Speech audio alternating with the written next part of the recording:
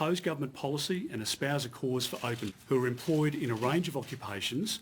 Others have established their own businesses. Children have access to education and healthcare, and far from living in the hellhole advocates would have you believe, refugees on Nauru are free from a fear of persecution, and many are building new lives. Advocates should reflect on their messages of false hope and misleading portrayal of the situation in Nauru.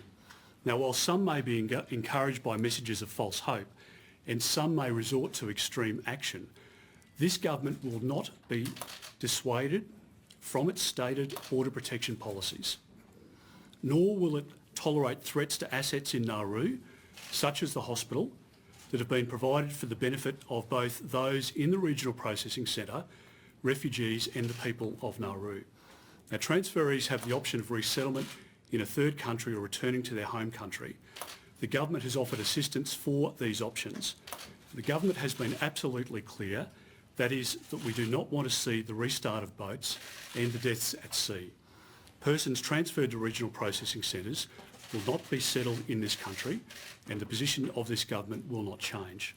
I'm happy to take any questions. Minister, can you accept that rather than this being at the behest of refugee advocates, that these people are just desperate and mentally ill as a result of your government's policies, and that's why they're self-harming? People have paid thousands of dollars to people smugglers to come to Australia, and they haven't arrived in Australia, and they are frustrated by that. I can understand it. But we had 1,200 people drown at sea. Since the commencement of Operation Sovereign Borders, we've had none. Now, I'm not going to allow women and children to, at the hands of evil people smugglers, to go to the bottom of the ocean. And I repeat the call to advocates today that their intentions may be honourable and they may be noble in their own minds, but they are causing serious harm. And we are not going to tolerate that situation.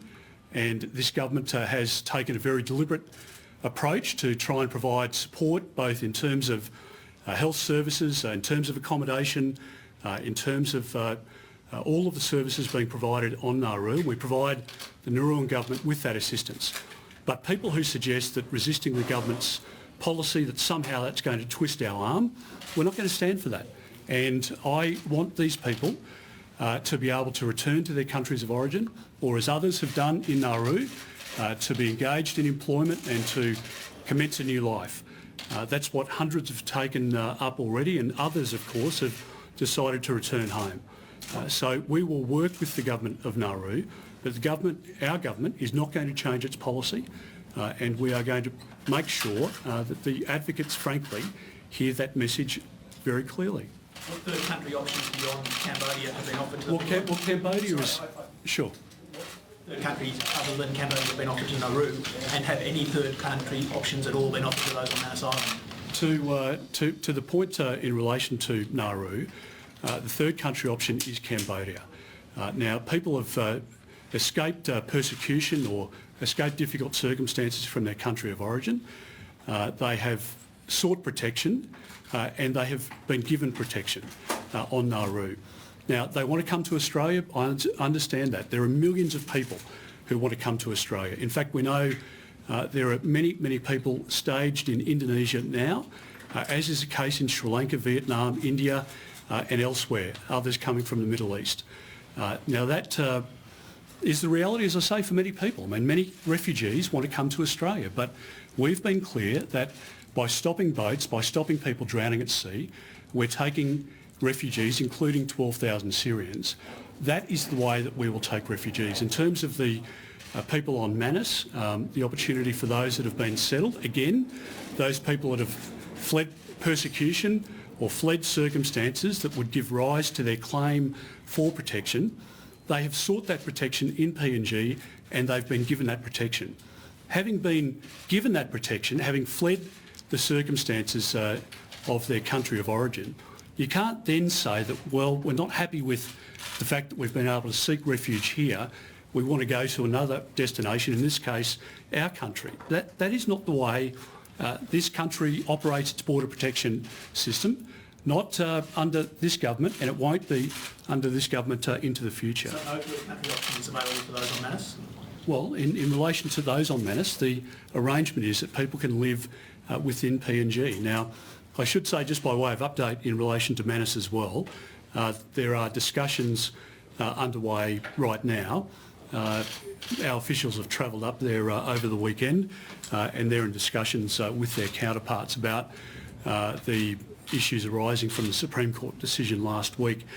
So that's the update that I can give in relation to Manus. Minister, we're hearing just now from some advocates that a third person has self-harmed by setting themselves on fire. Can you confirm this? Look, I don't have that information. I've heard concerning reports about some of the messaging going from advocates to people on Nauru and people that think through self-harm or through damaging the hospital or assets on Nauru otherwise, that they're going to change the resolve of the government. That is not going to happen. And we will work to provide the medical assistance in Nauru. We'll work with the government of Nauru to provide those services otherwise. But people offering false hope to those people in a very desperate situation might make the advocates feel well about themselves, but it is putting people in a very, very difficult situation on Nauru, and those acts, frankly, should be condemned. Are you hearing, sorry, that there is a third I person? haven't received that information. No. Why did it take 24 hours to airlift the Iranian refugee, and it took only 12-ish hours to airlift this refugee? Because there are issues, as I've said before, in relation to flight crews, the mandated rest times that flight crews have to have, the availability of flight crews for the air ambulance, the stabilisation of the patient, and on medical advice, we rely as to when the person is stabilised or in a position to be able to fly. So there was no delay. I know there's this conspiracy amongst some of the advocates that there was delay. There wasn't, and it's a nonsense. I've dealt with it, and I'm not going to answer questions on that again. There are reports that this is the second time that this woman has attempted suicide. Do you know if that's the case? And further to that, how are you so confident that this is as a result of advice from advocates and not because of something else that's going on? Has there been a preliminary investigation? What are the outcomes? There is not a complaint about the living conditions, the medical services, the education, the 300 people or so who are employed on Nauru, the 30-odd who have started up small businesses. These complaints are largely because people want to come to Australia. Now, I can understand that people have paid thousands of dollars to a people smuggler and they want to come to our country. There is no easy decision in this space, but we are not going to allow boats to recommence if people smugglers can say to potential customers, pay your money, hop on the boat, you'll go to Nauru for a period of time and then you'll be in Australia to settle permanently. That's what happened under the previous government, and 1,200 people drowned at sea.